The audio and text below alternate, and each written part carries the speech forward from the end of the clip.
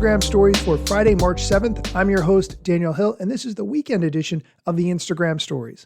Today on the show, we're going to hear from the YouTube product team talking about a new plan that they're rolling out for YouTube Premium and some other features that they're working on. Additionally, the head of Instagram will stop by to share some strategy on how to think about your Instagram profile, especially when it comes to other people coming to your profile and deciding whether or not to follow you or not. Also, today on the show, we're going to hear an update about the Edits app that Instagram is working on and some key sharings from the recent Instagram creator event that was held that I was not invited to. All of that and more on today's episode, but first, here's a quick word from our sponsor. Welcome back. Let's start with the YouTube news, and I'm going to play a clip from the YouTube product team.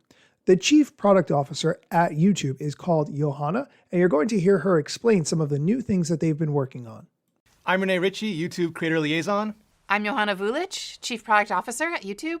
And today is also a big day for us because we are rolling out our pilot of YouTube Premium Lite to the US. Wait, Premium Lite? Can you tell us a little bit more about that? Sure. Basically, when we talk to our users, what we found is there are a whole swath of people who want an ad-free, uninterrupted streaming service, but they don't necessarily want a music service. So that's where we got the idea of Premium Lite. And it's really cool because it allows us to give these kinds of viewers more choice, but also unlocks a new revenue stream for our creators. We've been testing this out in a number of markets. We've tested it in Germany, in Australia, and Thailand. And now we're bringing that test and that pilot to the US, and we're going to see how people in the US react. So it sounds like this is really just the essentials without any of the extras. Yeah, so think of it as like the essential creator content on YouTube. It's things like podcasting, it's things like makeup, gaming, tutorials, all the core creator content. And I just distinguish from music. So it's core creator content, uninterrupted, ad-free. And then if you want premium, if you want the premium with downloading and backgrounding and music, then that's the other offering. Love that. So it's different options for people with different budgets. But as Chief Product Officer, how do you sort of figure out those tiers? Well, we want it to be somewhat simple, right? You can't have, people have all kinds of different needs, but you don't want to have an infinite number of tiers because then it's pretty complex to understand. So you want to look at what are like the core needs. So we have people who really want a ton of things like downloading and backgrounding and music, and that's really our core premium offering.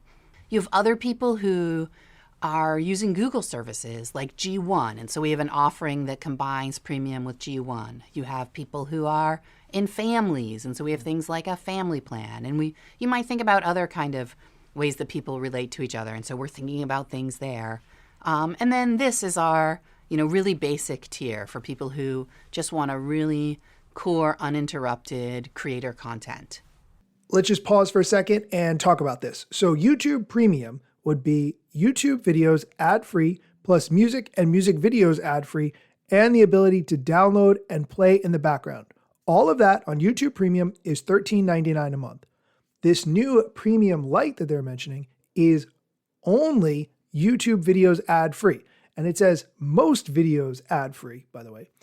Music and music videos would not be ad-free, and it would not have the ability to do downloads or play in the background.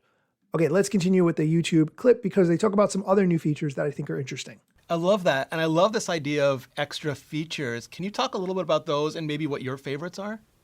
One thing I'm really excited about right now are the new features that YouTube is developing with AI. And a couple of these are showing up in YouTube Premium. One of them is something we have called Ask Music. So you basically can use natural language, like you and I are talking right now, but you could do something like ask the music app to create me a playlist of the folk music I was listening to last summer, or create me a playlist of folk music that's like the folk music I was listening to last summer. So that's really cool. In the main YouTube app, we have an AI conversational search feature where you can interact with a video and ask questions about the video you've been watching. My favorite pieces of premium, and that's because I'm the chief product officer, I think, is one that helps us with product development. And that's youtube.com/new. And what this is just new features that the team has been trying out. And it's really cool because a lot of our premium users are our power users. Yeah. And so they'll go to this site, try out our new features, give us feedback, and then we can go from there to refine the features or decide whether or not to put them on the site. So that's a really fun power user feature that I think is cool. That's amazing. Can you give us an example of that sort of feedback loop? Well, one thing we're testing right now is a speed control to go up to 4x. Some people want to watch their videos at 4x speed. Those are, I guess, I don't know. Power brains, I guess. And some of the feedback we've gotten is really just about user experience, how to make that slider work a little better. And so those are the things we're trying to incorporate that feedback and just make the feature work as very best we can before we bring it live. I love that so much. Is that also a way that you try to figure out which features are going to go premium and which ones may go broadly to everybody?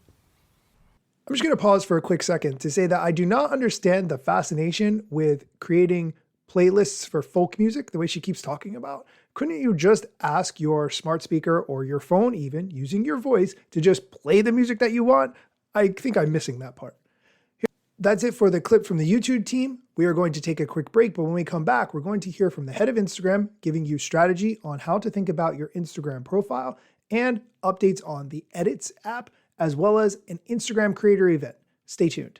Welcome back. Let's start with the Edits news. If you're not familiar, Edits is a new video editing app that Instagram is working on that you will be able to download for free very soon, actually starting March 13th. And this Edits app is designed to compete with CapCut, InShot, and other apps that you might be paying for. Instagram recently made a post indicating some of the new features that the Edits app will have. For instance, you'll be able to manage multiple video projects at one time, which would be accessible from the Projects tab. It also has a cutouts editing tool, so you can isolate specific elements within any clip. And when you post a clip to Instagram that you made with the Edits app, you'll see a little banner in the bottom left corner that says Made with Edits. Previously, Instagram announced some other features that were going to be coming to the Edits app, including AI-generated background editing, still image animation, and collaboration tools. Now, all these features are not going to be available day one, but it's nice to see how hard Instagram is working on this app. The one thing that I wish it had, and I'll continue to bring this up over and over, is a desktop version. I like to edit videos on my computer. I know that many people like to do that as well because staring at a tiny screen while you do something like that is not a favorite activity for me personally. But for now, we just have to stick with the mobile version because that's all Instagram's going to have in the beginning. Okay, now let's move on to some strategy. Here's the head of Instagram talking about the Instagram profile page and how you should think about it. Some quick tips for how to best use your profile on Instagram. It's useful to think of your profile as a first impression for people who discover you on Instagram and might not know who you are or what you do. And so there are a couple of things you can do to try to make a strong first impression. The first is make sure you're considerate about your profile pic. It's useful if they can actually see your face and it's not too small, and try to avoid text because it's not usually legible at that profile pic size. The second is to use not only your display name, but also your bio to explain who you are. It's really useful to be able to just read at a glance about somebody when you get to their profile. And if you use keywords about your industry or what you do, that it can also help with things like search and SEO. And lastly, you can pin up to 3 posts to the top of your grid. So whether it's a photo, a carousel, or a reel, you can long press it in your grid and tap pin if you want to make sure you control that top line. Now, all that said, I would also encourage you not to be too precious about your profile. I know a lot of people care a lot about how they show up online, and I get that, but people want to see the more authentic side of you, not the perfect side of you. And most of the content people are going to see from you isn't going to be on your profile. It's going to be in feed and stories and DMs. Hopefully this helps a bit. More advice to come soon. Peace. The main takeaway here, no one cares about the aesthetic of your Instagram profile page as much as you do. And the last piece of Instagram news has to do with a Instagram creator event that was held in New York City earlier this week. I live in the New York City area and I was not invited, but I'm just going to let that go and focus on the news. The @creators account shared some takeaways from the event. First, the main one, 50% of all time spent on Instagram is on Reels. This is a big deal, actually. Then they share some distribution tips to keep in mind. They say what can help your content, like and reply to comments on your reel within the first few days, share your content when your audience is online, upload at the highest resolution, and post your content on other platforms at the same time. Then they share what can hurt your reach on Instagram.